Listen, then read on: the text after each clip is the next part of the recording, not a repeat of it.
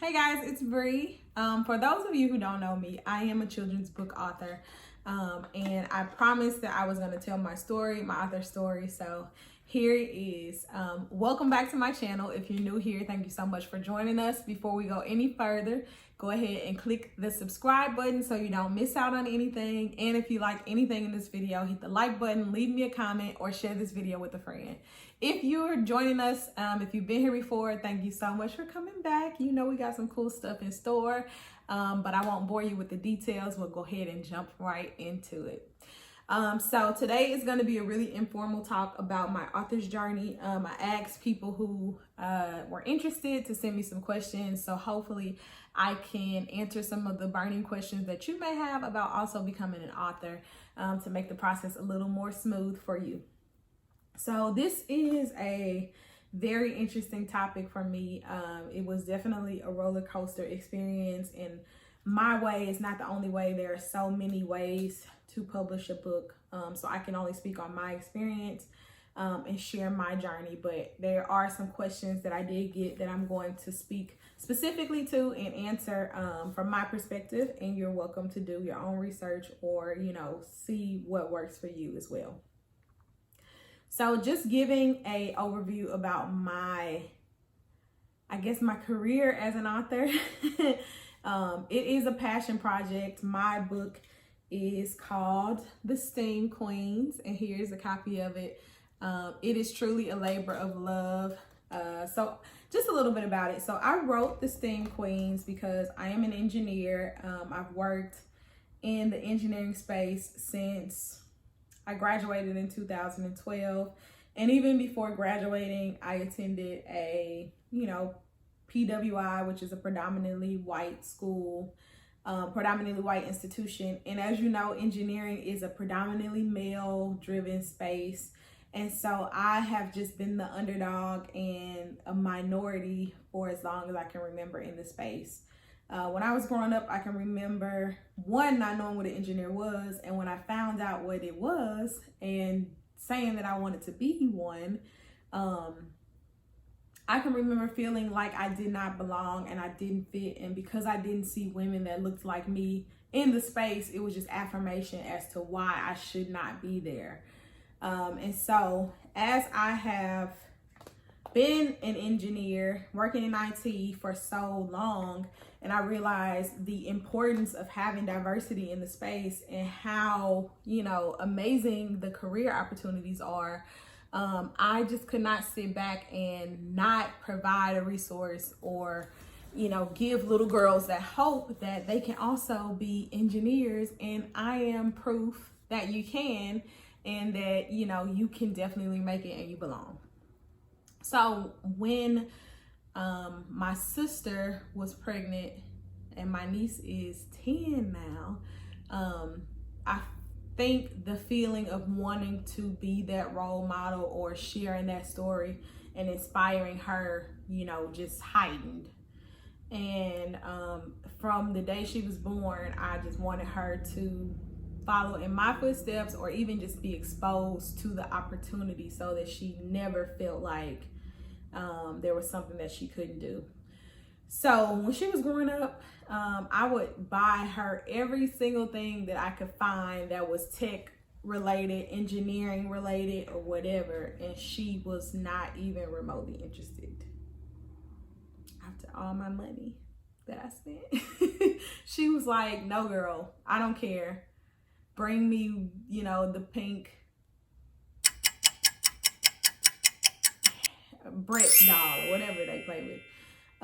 And I was like, how do I get this girl interested into this stuff that the world tells her that boys should be doing, and she doesn't want to do it?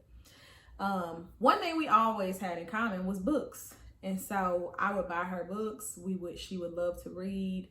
And so I was just like, why not write her a book? Why not write a book specifically for her that she can relate to? I'll put all the pretty unicorns, rainbows, sparkles, everything in it that she loves that, she can relate to, and introduce her to these concepts that I love and I want her to relate to. So that kind of birthed the idea of the book. For a lot of time, so for a very long time, I did not think that the book was a real possibility because I knew illustration was a huge portion of bringing a children's book to life, and I just had no clue where to start. So that was something that kept me from writing the book much sooner than I had planned. And it wasn't until I received an award, so a 30 Under 30 Rising Star Award, and there was a friend of mine. Well, at the time we were just acquaintances. Like, I didn't really know who she was. I had saw some of her work, and you know, I told her, I'm like, and she had a children's book, so she had a bilingual book teaching kids about Spanish and sharing her personal story, or sharing, you know, stories for African American kids. And I was just like, oh my God, that's so amazing. She actually has done it, and I want to do this. Like, I got to pick her brain to figure out how to bring this to life.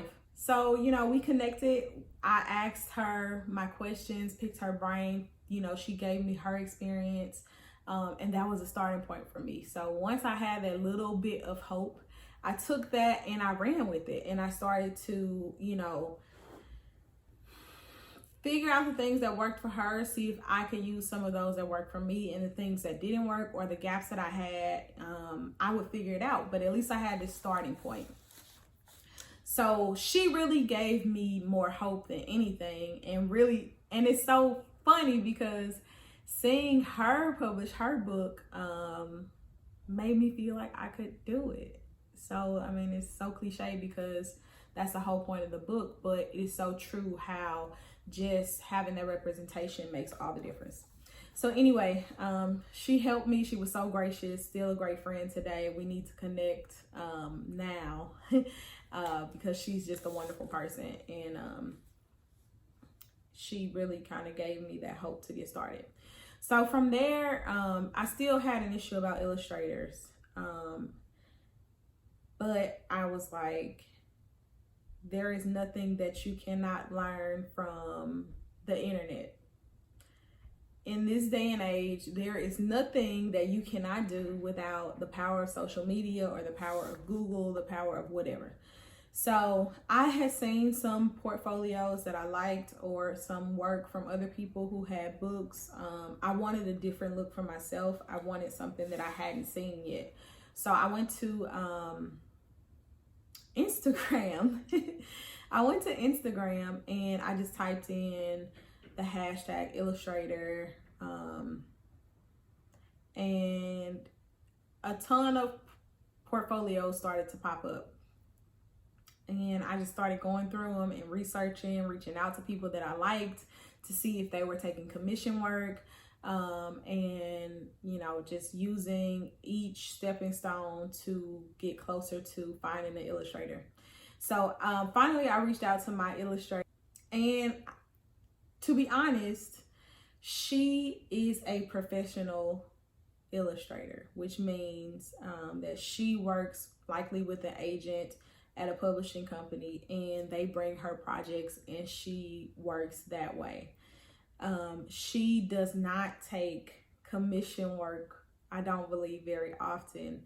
But we connected and I shared my story and I shared with her my vision for the book, and she was in love with it. And so she was really excited to partner with me on the journey to, you know, bring the book to life. And so I just, you know, went out on a limb and asked for help and connected with someone that I felt like could relate to the story. And, you know, we worked out the details and the rest is history. So my story for finding an illustrator is, I'm sure, totally different from a lot of other people. There are a lot of other resources where you can find illustrators that I've learned of since. And I knew of some of them before. So like Fiverr is an option. Fiverr is a place for freelance professionals to come and display their work. So you can get like graphic design, t-shirts, logos, illustrators.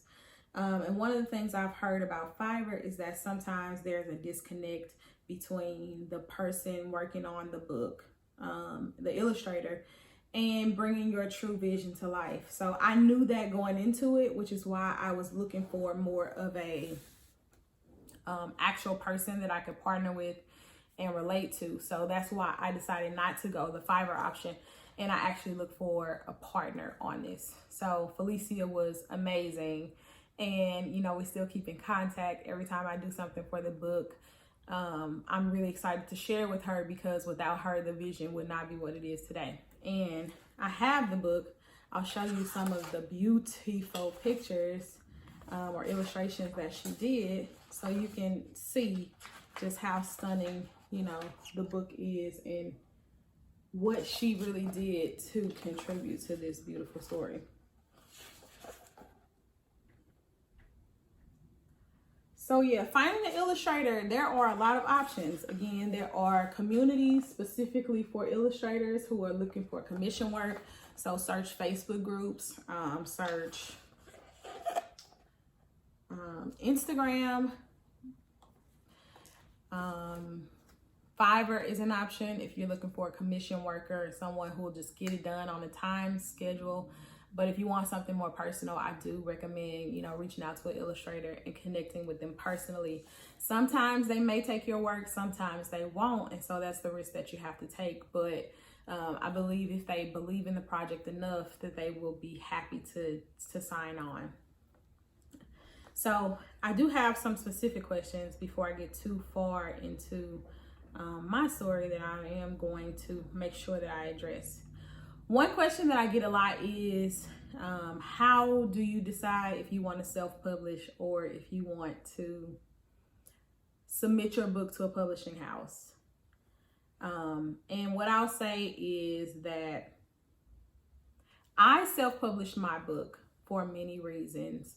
To be honest, I did not go far with the option of, or with the idea of publishing through a publishing house, because there are pros and cons to it. And initially I just wrote the book for my niece, and then I was like, why would I limit it to just my niece when there are other girls in the world who don't have aunts that are engineers that also need to hear this story? So if somebody wants a copy of it, why would I not make it available? But pros and cons. So from the research that I've done, when you are publishing a book and you want to do it through a publishing house, it is not as flexible as if you were to self-publish. So if you wanted to go to a publishing house, you have the manuscript, the book is traditionally finished before it gets anywhere. And in most cases, it's like an audition. So you have to have an agent to represent the book. And that agent will pitch your story to a publishing house. And the publishing house will essentially buy the rights to it or agree to market it in a way that they feel it'll be successful if the story is worthwhile. Or if they feel like it's a story that will sell.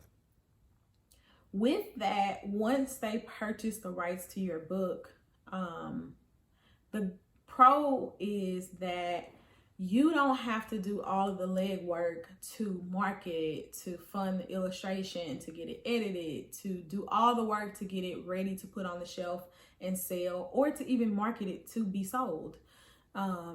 They really do all of that. However, the con is if there's something that you love in that book that they don't love as much, or they feel like it's not going to be marketed well to their audience, they can change it, and they may change it best to sell. And so you can't really be fully in love with the project, in my opinion, and use a publishing house, because they are going to get the book in the best position to sell and to market. And so some things that you are in love with may get changed. And for me, that was not an option, because the story that I wanted to tell, it may not be one for big boxes. You know, it may not be one for the masses, but the community and the niche that I wanted to tap into was that important to me, for me to fund it and to market it and to pay my own money to get it out there. So, that's just something to keep in mind. And when you're writing stories, that is probably the biggest thing you need to consider. Are you writing this story just to sell books, and you just kind of want to be an author? If that's the case, then yeah, you might want to shop the idea and just let them do everything from start to finish and not have to worry about it, and you'll just have a book with your name on it. Now, there are great people that do that, and it works out extremely well for them because they don't have to front the money, and their book gets done professionally. Like, they literally leave no stone unturned. And if you decide to self-publish, you have to do you have to do all of that on your own, and it's not easy, but it's worth it. So I'm going to my questions. So the first question that I have is, after you have the book written, who do you contact for editing and publishing? So if you're self-publishing the book, there is nobody to contact. You have to find the editor, you have to find the illustrator, and you have to publish it and print it. One thing that every author that wants to self-publish needs to know is that there is something called an ISBN number, which is basically like the social security number or the identifier specifically to your book. Some companies that help self-publishers make their book publishable will sell you an ISBN number, but technically if you use theirs, then you are publishing through their publishing company. And places like Amazon, which is Kindle Direct Printing, or Lightning Spark, which does Barnes and Noble and some other publishing distribution lists, sometimes it makes it very difficult to get self-published books with those type of ISBN numbers into brick and mortar stores, because essentially they're in competition, right? So a lot of people feel like if you have a ISBN number from a self-published place, then that reduces the credibility of your project, because, you know, it's self-published and it may not be as much quality as if it came from a publishing house. So I purchased my ISBNs from the source, which is my identifier, or bulker.com, and I'll put the information in somewhere in the video for you to go check it out. But that is the official source that gives those identifiers out, and unless you have your own identifier, which you have to purchase, then technically someone else has published your book, even though you still own all the rights. They're just using their publishing company to distribute them. So I would recommend you purchase your own, and then you can figure out which distribution channels you want to use as a self-published author. How did you find an artist for illustration? So I just told you the story about how I found my illustrator. That is definitely one of many ways that you can find an illustrator. I did reach out to a lot of illustrators who were probably way beyond my pay grade, that were like really professional, high-end illustrators that were never going to take my book. And I understood it wasn't personal. It was just like, they are in high demand. They are, you know, big time illustrators, and they work predominantly with the publishing house. So, you know, they probably didn't even read my message, but that's okay. And some people did, and some people gave me feedback. So I remember I reached out to Vashti, who does Little Leaders. And of course I was asking her information about the illustration space, because she's an amazing illustrator who has done beautiful work. Of course, I would have loved for her to illustrate my book, but that wasn't, you know, realistic for the type of work that she does. And so she did give me a lot of great tips on where to go to find illustrators and different things like that. So use your network. Like, you have the world at your fingertips. If you don't use it, you are crazy. And be realistic. Like, you know, there are levels to this, and don't get discouraged if you reach out to the freaking Tiger Woods of illustrators, and they don't return your call. It's okay. Find somebody who does just as impeccable work and who's going to put the effort and have the passion to dedicate to your project that may be smaller. Find somebody like that that's going to really love what they are executing for you. How do you know how many pages are enough and how much content per page?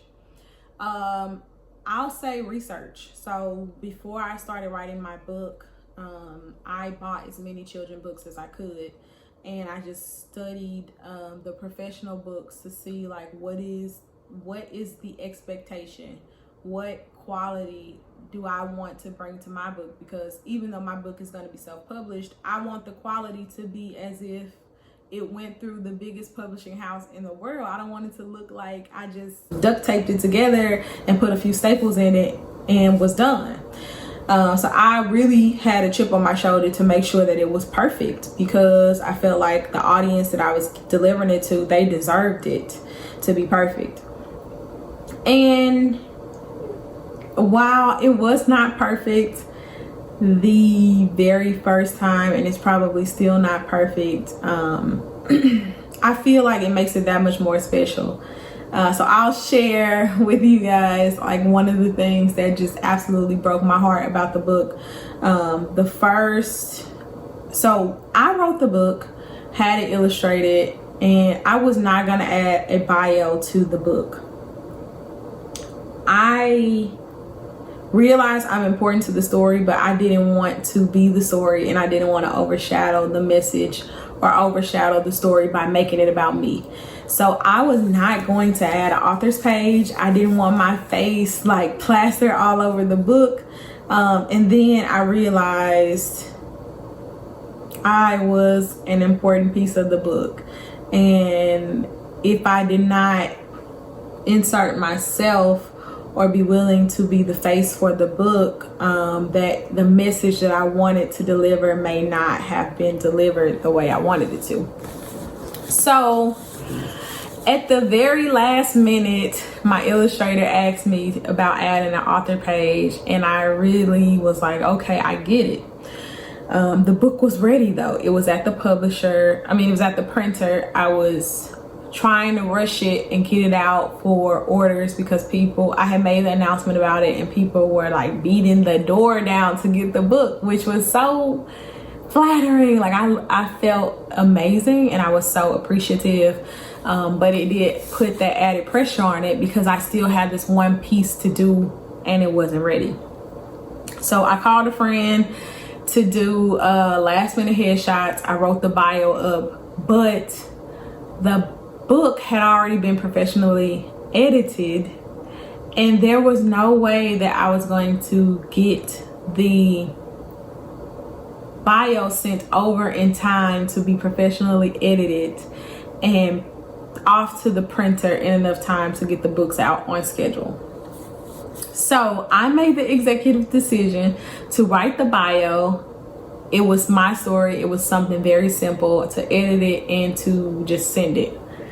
Of course, I was extremely nervous. We all know, or if you know me, spelling, and I'm good with grammar. Like, grammar is my thing, but spelling and proofing things are not my forte. I don't have the patience, and I will skip past things, especially when I write them, because I know I know what it should say. So I will read it in my head as if it should say it.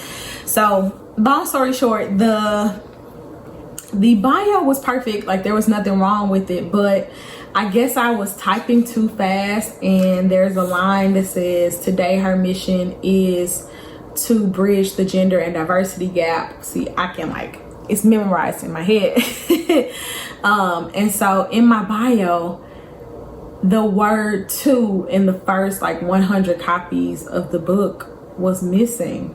And I realized it when I was going through pre-orders and I was signing each copy of the book for all the pre-orders, and I I glanced at it and I was reading it, and I realized the word "to" was missing.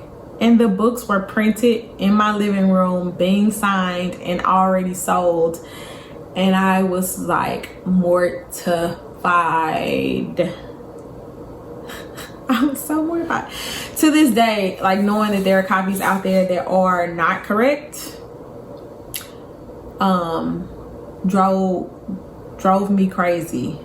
Now I'm starting to just relax and know that, you know, that was a lot of work to execute a book from start to finish.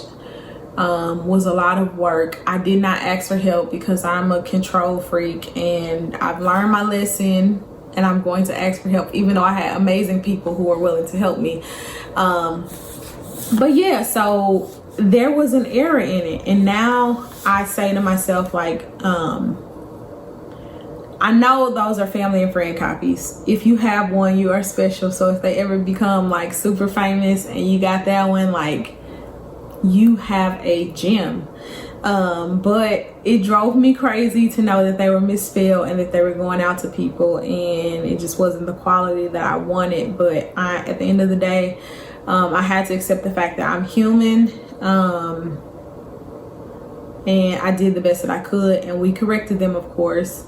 So I just take it as a little, you know, it is a little sign that God has an amazing sense of humor, and that, you know, even when you're trying to be perfect, he will make you realize that perfection is not the greatest thing. So yeah, so fun fact. So check your books. If you have a picture or if you have a bio and you read through it and the word "to" is missing in that sentence, then like you got the golden ticket. I'll give you a prize. But that also means that you ordered the book super early, so like you like my family. I love you. So it is what it is.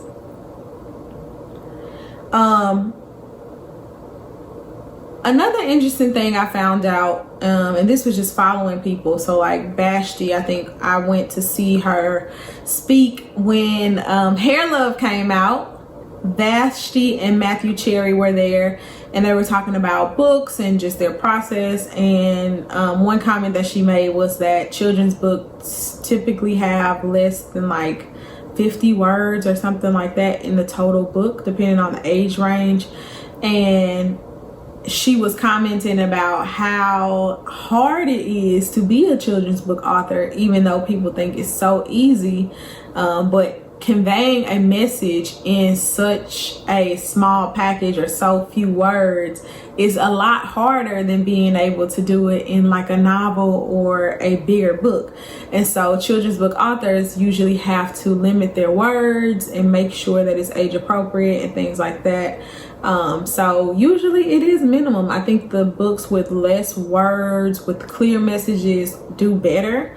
But it depends on the age group. So my book, I looked at a lot of science and technology books, the ones that I could find, and I made sure that I could deliver my story with similar kind of page length and content, but in the way that I wanted to deliver it. So I will say I probably have a little more words than normal, but for the concepts and the age groups that my book target, I think it's appropriate and I think it's acceptable. So I think the best way to determine that is to do your research, find books with similar messages that you want to deliver, that are already published and that have used professional publishing houses, because essentially that's the blueprint, right? You want to make yours similar or as close to it as possible, but your own words and your own messaging. The next question is, how much upfront cost do you need? Illustration costs, editing, publishing. So again, if you self-publish, everything is on you, sis. Everything. And it just depends. It depends on the quality of book that you want to put out, the level that you're willing to commit to. Because my book was a passion project for me, I truly spared no expense on it. I won't tell you exactly how much I spent on my book because it doesn't matter. But I think that there are high-end ways to do it and there are lower-end ways to do it. And with saying high-end and low-end, that doesn't mean that the quality, because you spend less, is going to be that the quality isn't going to be there. It just means that, like, you can buy a Toyota Camry or you can buy a Rolls Royce, and that's with anything. So you have to decide what quality you want and what, like, are you there to make money? Because if you want to make money, you may not go with like the high quality colors or the thickness of the pages or wax pages or whatever.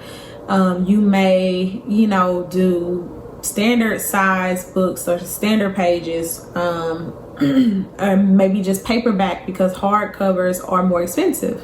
But that doesn't mean that the message in the book isn't as special. It just means that, you made different decisions for your book. And I'm sure they'll be loved just as much if it's a great story. So upfront costs, though, I'll say things that you have to absolutely have. You have to have an illustrator. And the illustrator's cost is going to be based on the amount of pages that you want to have. There is different type of illustration within the pages. So you might get a full page of illustrations. You might just want half page illustrations. You might want a mixture of them and different things like that. Your illustrator can talk you through like the layout of your book once they understand the story, and can help you with what they recommend, and then you can make the decision based off the price what you want. Because in my case, with the different options, so full page or full spread versus half a page or whatever, those were different prices. So she gave me kind of what she recommended, and then I could go through and say, well, no, I can't afford this, or no, I don't think this should be a full page, I think it should be a half page. And that's how the price was set for my illustrator. For other illustrators, it may be different, but that was my experience. So you have to pay for an illustrator. So that's upfront cost, because you cannot do that until, you can't publish the book until your illustration is done.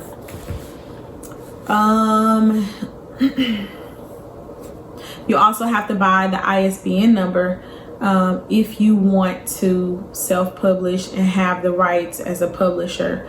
If you want to cut expenses, you can get one from Amazon, or you can get one from another company, like I mentioned before.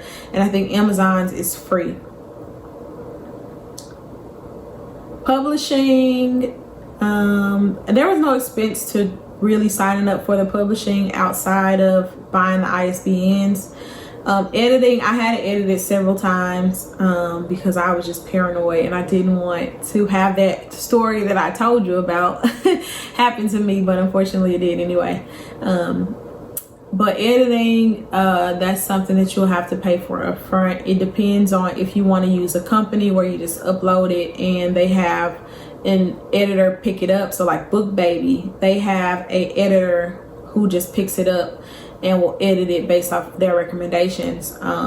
Or if you want to have a dedicated illustrator that you can send every change or every comment back to that same illustrator or that same editor. I did both. I would recommend having a dedicated illustrator I don't know why I keep saying illustrator, a dedicated editor, because if you go the other route, one editor may pick up a sentence and read it one way and recommend changes one way, and then another editor may pick it up a completely different way and recommend something totally different. So you could be going through multiple rounds of editing and someone told you to change this and then you change it, and then the other person comes and says, what are you doing? That, go back or make this change different. And it's really frustrating because they don't really understand the journey of the editing process that you've already been through. So they're just blindly making recommendations based on what they see in front of them. I don't think that's something that I would ever do again or recommend it. And it was probably more expensive than just getting a dedicated person up front. So I would say find a editor, but publishing or editing is an upfront cost that you're going to have to need, but you're going to do that whether you whatever route you go, because a lot of manuscripts, I don't think they read until they are edited, at least like grammatically and clean. What else upfront cost? I did both options when it came to printing books. So I printed books locally, and I also went through print on demand. Then I fell in love with the locally printed books, so I kind of steered away from the print on demand because the quality just was not the same. So I also had an upfront expense of purchasing books, because I purchased, a set number of books for my book signing and pre-orders, because I wanted that level of quality for my readers. Again, I could have cut a corner and done it cheaper, and I think some of those options don't even offer hardcover books. So I was in love with hardcover books, so I had to go back to the source and get hardcover books from the local printer, which were more expensive. So it just depends. There are ways around costs, but it depends on why you're doing the project and what you're willing to cut and what you're not. So those are all the questions that I have for tonight. I feel like that takes me up through a lot of my journey. If there are more, we can certainly have a part 2 or something else, but I think for now I gave you guys quite a bit of information to get you started. So I hope that if you are thinking of becoming an author or you want to write a book, some of this information was helpful for you, and that you'll go ahead and take the leap of faith and figure it out. Again, my way is just my way. There are so many other ways to do it, and it's so much information available. Use your resources. So good luck, guys. Hope you enjoyed this story.